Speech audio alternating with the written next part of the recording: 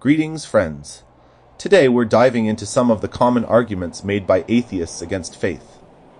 These arguments often come up, but they rarely present anything truly new.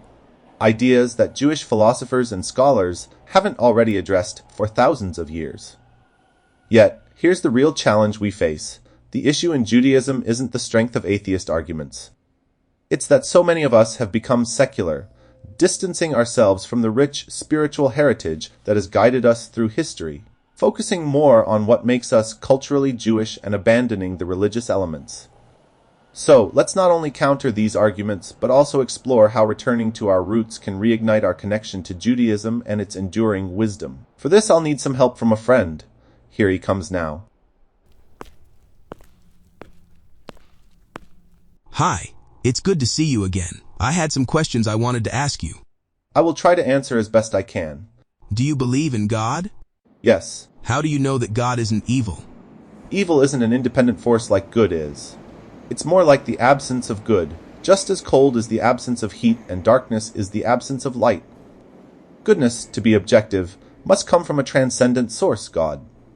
A God who is inherently evil would contradict the very idea of objective good, which is why such a concept isn't logically coherent. A lot of evil has been done in the name of religion.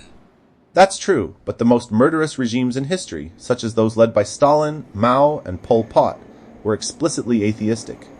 Combined, these regimes were responsible for tens of millions of deaths. While this doesn't prove religion is true, it does show that the absence of religion doesn't guarantee moral behavior. And this argument doesn't discredit Judaism or faith in general. It seems to be that God kills tons of animals and people in the Bible. God is the giver of life and has authority over it. Everyone's days are numbered. The Hebrew Bible supports slavery. What the Hebrew Bible describes is closer to indentured servitude than chattel slavery. It sets ethical guidelines for how servants should be treated, such as requiring their release after 6 years and forbidding mistreatment. This is just a reflection of the realities of the ancient world through the lens of modernity. Why does God let evil exist? God created both good and evil because free will requires a choice. Without the existence of both, there would be no opportunity for moral growth or virtue. Choosing good only has meaning if rejecting evil is an option. A world where only one right answer exists isn't a choice, it's programming. True free will allows us to navigate between good and evil, and take responsibility for those choices. Faith is the opposite of logic and reason.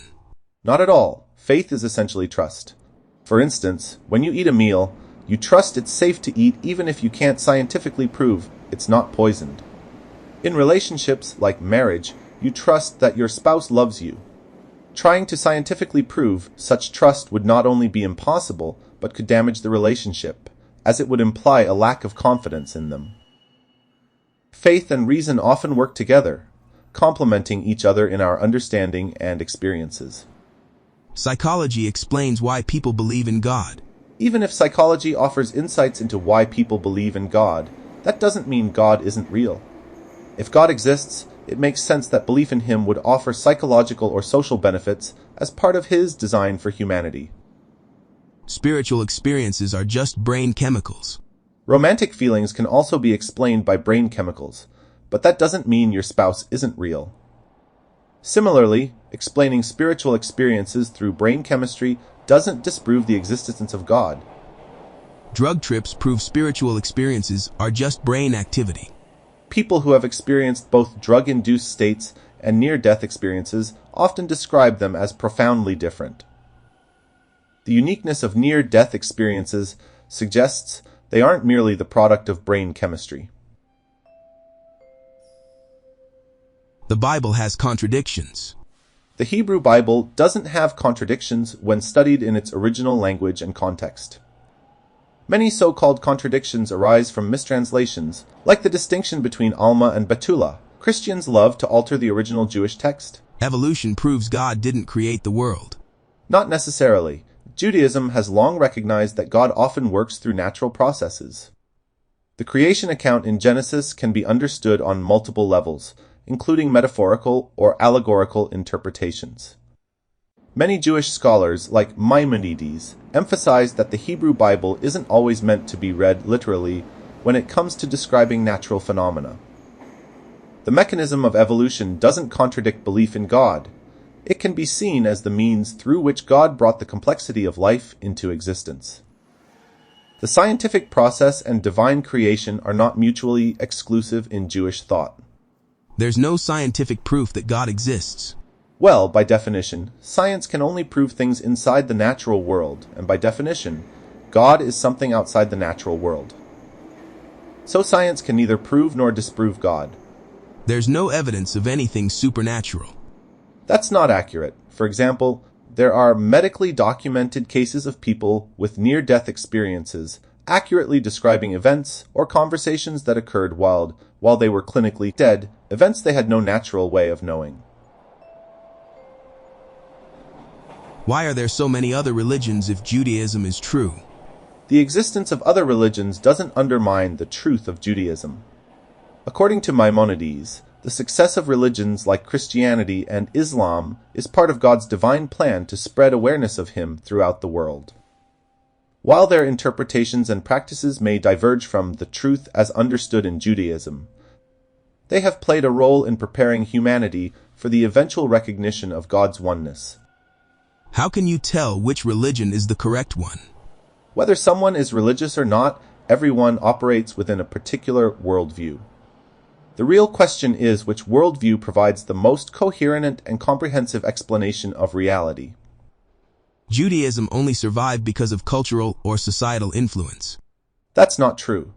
Despite countless attempts throughout history to eradicate Jews and Judaism, from the Babylonian exile to the Holocaust, Jews have not only survived, but continued to practice and uphold their faith.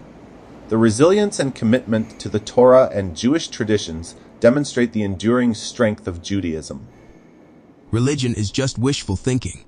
If that were the case, the Hebrew Bible wouldn't constantly remind us of our shortcomings and push us to improve. True wishful thinking would avoid the hard truths and challenges that religion presents. You really think God made billions of galaxies with billions of stars just to have a personal relationship with you? Yes, the vastness of the universe doesn't diminish the idea of a creator who values each individual. In Jewish thought, God's greatness is precisely what allows Him to care deeply for every aspect of His creation, from the largest galaxies to the smallest human actions. The scale of the universe only highlights His infinite power and ability to connect personally with us. You have an interesting worldview. Thanks for answering my questions. I'll be back later with more. Always happy to share with you. Until next time. Thanks so much for watching. If you enjoyed this video, remember to like, share, and subscribe, and don't forget to check out my book. You can find the link in the description below. Your support means a lot and helps me create more content like this. See you in the next one.